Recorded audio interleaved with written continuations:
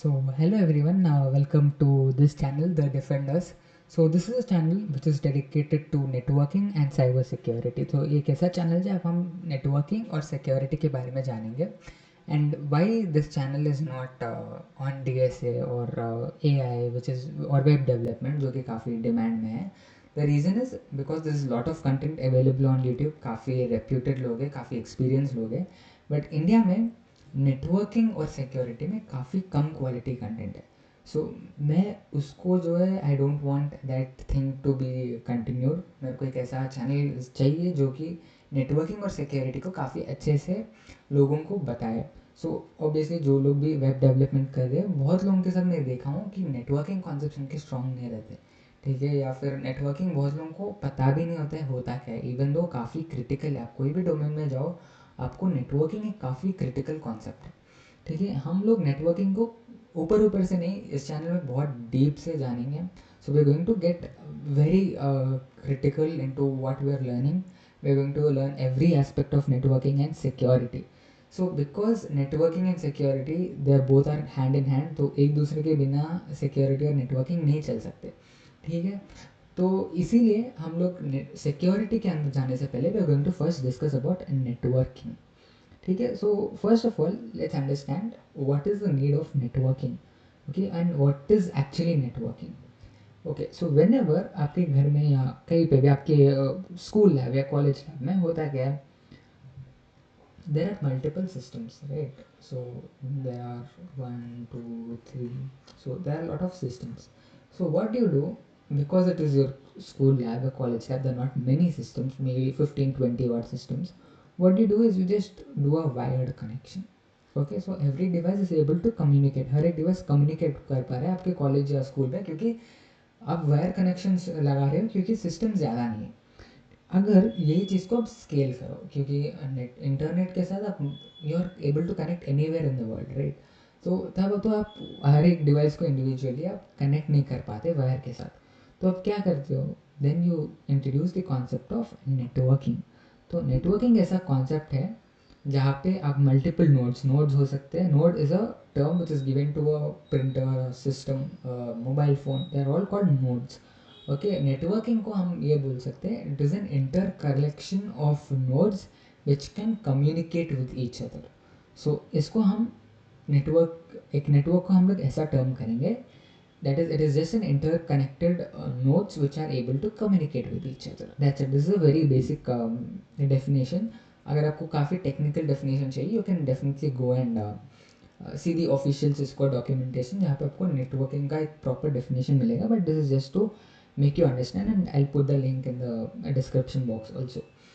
And ये तो आपको नेटवर्किंग में बेसिकली अपने नेटवर्क बोले तो समझ गया. तो नेटवर्किंग होता क्या है, तो ये कॉन्सेप्ट जो है, जो डिवाइसेस कम्युनिकेट कर रहे हैं आपस में, उस कॉन्सेप्ट को हम नेटवर्किंग बोलते हैं. एंड ये जो कॉन्सेप्ट है, इसमें ऐसा नहीं कि सिर्फ आपके डिवाइसेस इन्वॉल्व हैं. ये डिवाइसेस तो एंड पॉइंट्स है एक्चुअली, जो आपके प्रिंटर्स हैं, ठीक है, या सपोज आपका प्रिंटर समझ लो, ठीक है. तो ये जो आपका प्रिंटर है, ये बस आपका एक एंड पॉइंट है जहाँ पे डेटा रिसीव हो रहा है. आपका पीसी हो गया, ये भी एक एंड पॉइंट है. आपका मोबाइल फ़ोन एक एंड पॉइंट है. आपका कोई सर्वर है, सर्वर भी एक एंड पॉइंट है. मतलब यहाँ पे डेटा रिसीव या ट्रांसमिट हो रहा है, but these are not directly involve, कि ये नहीं बता सकते कि डेटा को किधर जाना है. ये बस बोलेंगे मेरे को इधर जाना है, they just tell that I want to go somewhere, but they are not involve in the process of creating the routes to the destination. तो वो काम होता है नेटवर्किंग डिवाइसेस का. So the basically these network devices are involved in creating routes for these devices to communicate. So there are three different devices in networking devices which we call them. So I'll just write it, networking devices.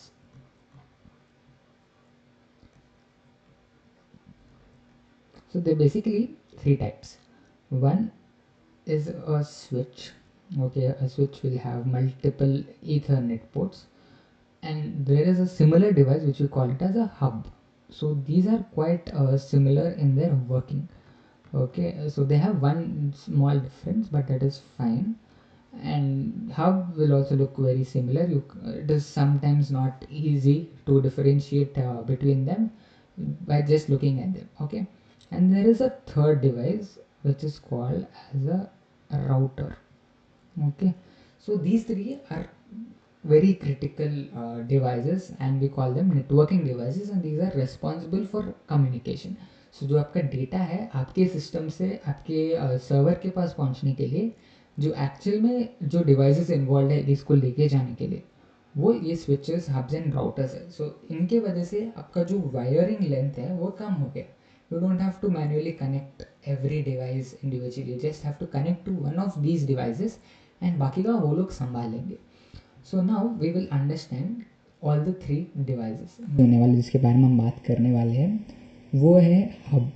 ठीक है, तो hub एक ऐसा networking device है. So suppose हम लोग आपका college का लैब लेंगे या स्कूल का लैब लेंगे.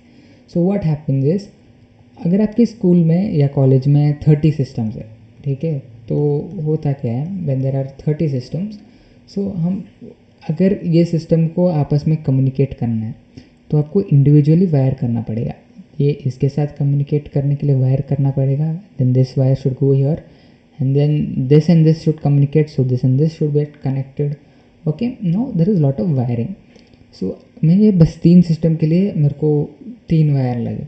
ठीक है, अगर मेरे पास 30 सिस्टम है देन इमेजिन कितने वायर चाहिए. ठीक है, एंड ऑल्सो बस इधर तक सीमित नहीं है, you have lot of printers. Suppose your lab might have a printer. So what happens, every device should now get connected to this printer. And suppose you also have any other device, a Xerox machine, a fax machine, you have to connect it to them manually, or you might have a central server maybe, because आपके जो भी software होते हैं वो कोई एक host system, एक central server के पास होगा, एंड उसके साथ कम्युनिकेट करने के लिए वापस you have to connect all 30 of them, and sometimes it might happen that system might not have 30 ports to even get connected. तो अब करे तो ये क्या हो, for that you introduce something known as a hub. Yeah, now आप क्या करोगे, तो in order to simplify this, आपको इतना complex wiring नहीं चाहिए. आप क्या करोगे, आपके जो systems है, you have 3 4 5 how many ever systems, okay, you connect it to a central system which is called as a hub.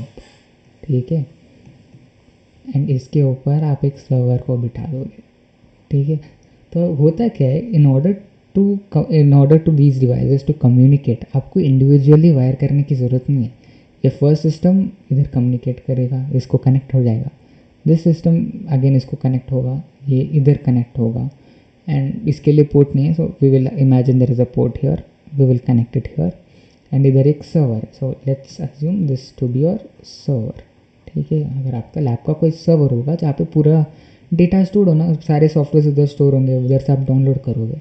ठीक है, तो ये सर्वर है, एंड ये सर्वर भी इसके साथ कनेक्टेड हो गया. Now this wiring looks a lot simpler. तो अगर ये सिस्टम 1 को इस सिस्टम 4 के साथ कोई डेटा शेयर करना है, ठीक है, तो वो क्या करेगा, S1 हब को भेज देगा कि हब मेरे को S4 के पास डेटा पहुंचाना है. तो प्रॉब्लम क्या है हब के साथ, कि हब को ये नहीं पता कौन से पोर्ट पे कौन सा डिवाइस कनेक्टेड है, क्योंकि ये एक फिजिकल लेयर पे काम करता है डिवाइस. ठीक है, मैं लेयर्स के बारे में बाद में बताऊंगा. Actually there are 2 models, TCP/IP and OSI model, but उसकी तरफ जाने से पहले मैं बस I just want to explain these devices to you. ठीक है, तो ये फिजिकल लेयर पे काम करेगा, मतलब इसको पता नहीं IP एड्रेस होते क्या है, इसको ये नहीं पता मैक एड्रेस होता क्या है, तो ये बस काम करेगा फिजिकल लेयर पे. तो होता क्या है, अगर क्योंकि आपको कुछ भी नहीं पता कि सिस्टम 4 किधर है, वो हर एक पोर्ट के तरफ डेटा ट्रांसमिट कर देगा. सपोज S1 ने कुछ डेटा ट्रांसमिट किया, तो हब क्या करेगा, हब सारे के पास, सारे डिवाइसेस के पास ये डेटा शेयर कर देगा. ओके, नो इसके साथ इश्यू क्या है कि unnecessarily you are using a lot of bandwidth. ठीक है, तो अब काफ़ी ज़्यादा अननेसेसरी रिसोर्स यूज़ कर रहे हो. सो बैंडविड्थ आपको, अगर आपको समझ नहीं आ रहा है, लॉट ऑफ रिसोर्सेज आप यूज़ कर रहे हो. ठीक है, बैंडविड्थ इज़ बेसिकली, अगर आपके पास कोई वायर है तो ये वायर का एक कैपेसिटी होता है. ठीक है, वो कैपेसिटी कितना भी हो सकता है, वो कैपेसिटी को हम बैंडविड्थ बोलते हैं. ठीक है, तो ये बैंडविड्थ जो हम लोग, जब इतना डेटा हर एक डिवाइस को भेजने की ज़रूरत ही नहीं है, तो मतलब हम लोग ज़्यादा रिसोर्सेज यूज़ करें ना, ज़्यादा स्पेस यूज़ करें हम लोग वायर में, तो बैंडविड्थ ज़्यादा कंज्यूम हो रहा है, तो ये एक डिसएडवांटेज है आपका. सो S1 क्या करेगा, S1 का डेटा ये हर एक पोर्ट पे ट्रांसमिट कर देगा, बाकी सारे डिवाइसेस रिजेक्ट कर देंगे, बट S4 क्या करेगा, S4 उसको एक्सेप्ट करेगा। ठीक है, ये मेरा डेटा है, बट उसको हब को नहीं पता, वो सर्वर को भी भेज देगा। ठीक है, ये एक सिक्योरिटी इशू भी हो सकता है कभी कभी। हम लोग सिक्योरिटी में जब हम एंटर करेंगे मैं इसके बारे में बताऊंगा।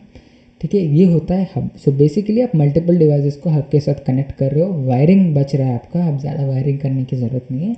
एंड बट एक डिसएडवांटेज ये है कि इसको ये नहीं पता कौन से पोर्ट पे कौन बैठा है।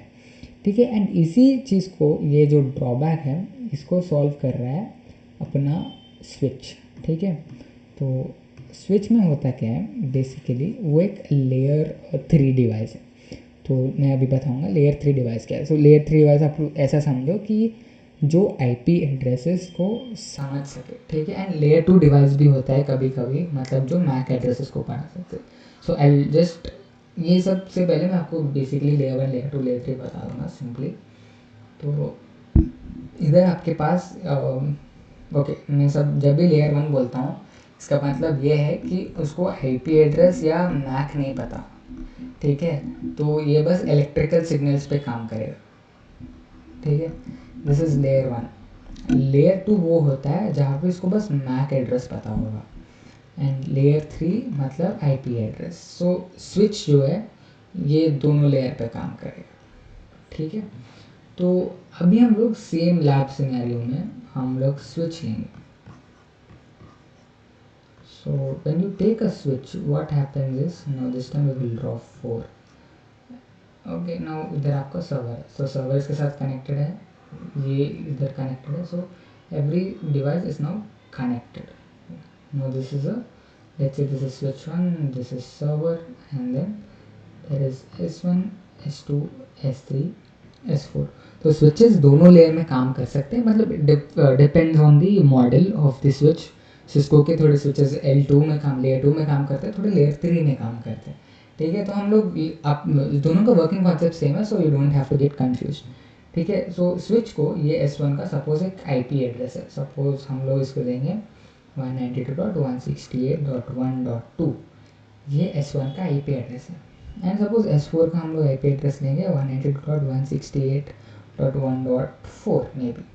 तो होता क्या है, अगर S1 को S4 के साथ कम्युनिकेट करना है, S1 अपने डेटा पैकेट में बोलेगा कि अपने डेटा जब भेजता है वो बोलेगा कि स्विच मेरे को ये पर्टिकुलर एड्रेस के पास भेज, मेरे को जो भी जिसका भी आईपी एड्रेस 192.168.1.4 है, मेरे को ये डेटा उधर पहुंचाना है। And because switch IP address और मैक एड्रेसेस को रीड कर सकता है, तो स्विच क्या बोलेगा, S2 और S3 को नहीं भेजेगा, क्योंकि उसको पहले से पता है इसमें दूसरे डिवाइसेस है। तो वो क्या करेगा, सीधा डेटा लेता है, तो इसको पता है ये पर्टिकुलर पोर्ट पे S4 कनेक्टेड है ये आईपी एड्रेस के साथ, तो बस ऐसा भेज देता है डायरेक्टली। सो इसकी वजह से होता क्या है, अननेसेसरी बैंडविड्थ आप इस्तेमाल नहीं कर रहे। तो ये सपोज केबल है, so you are just using a bit of it, maybe बस इतना आप इस्तेमाल कर रहे हो, बाकी का maybe some 10% or 20% you're using, and the other part you're not using it. So it is quite simple, right? ये स्विच भी काफ़ी आपको ईजी कर दिया है, so your task are getting easier with switches. Now let's talk about router. So router is a little one step advanced, and it is a layer 3 device. That means it can read IP addresses. So it can also read MAC, but the main function is with the IP addresses, that is layer 3. Now when we talk about switches and hubs, these work within the same network. That means maybe within the same ID. Suppose there is a network ID, suppose 192.168. This is the network ID, right? So it can only work within the network of 192.168. It can't get into 193, 194. That is the problem with switches and hubs. So if you want to communicate beyond this on a different network, maybe your device network is maybe 192 network. You are in a 192 network. Now I am in a 10 network. Okay, now if I want to communicate like this, I can't use switches or hubs. Obvious reason is they are in a different network and it is not possible for them to do this. Now for this you have a concept called as routing. Routing is a concept where you are able to connect 2 or 3 different or multiple networks together. It is only 2 or 3, hundreds of networks, you are able to connect them, and that is done with a device which we call it as a router. So a router is a device which is used to connect networks, right? Now this could be your 192 network and this would be your 10 network. Okay, so I'm able to connect them. So what does router do is router has a connection with a hub or a switch. So let's say S1, and this is connected to multiple PCs. Okay, and this is the same thing over here. It is connected to a switch 2 and it has multiple PCs. Okay, now if this device wants to communicate, suppose this is a 192.168.1.1 and this is a 10.1.1.2. So now if this device wants to communicate with this device, it will just send this to S1. It will say, S1, are you able to find this particular device? S1, because on its ports it doesn't have this particular IP address, what it does is, okay system, I don't know what this network is, I will ask the router. So it will go to the router and then the router will just check if there is any port which is connected to the 10 network. It doesn't have, so it will just broadcast this message, okay, this router, are you the 10 network? And this will say, yes, I am the 10 network, and it will send the data to this. And then what happens is this 10 network will ask its switch, do you have this particular IP address? Do you have any device which is with 10.1.1.2 address? And the switch 2 says, yes, I have it. And then it will send this to 10.1.1.2. And this is how routing works. So this is a very brief explanation कि routing काम कैसे करता है, ठीक है? तो ये आज के लिए वीडियो है, हम लोग switches, hubs and routers के बारे में बात कर रहे हैं. Next video will be on layers, obviously the OSI model and the TCP IP model, and especially for the MAC and the IP addresses. So thank you for watching. Jai Hind.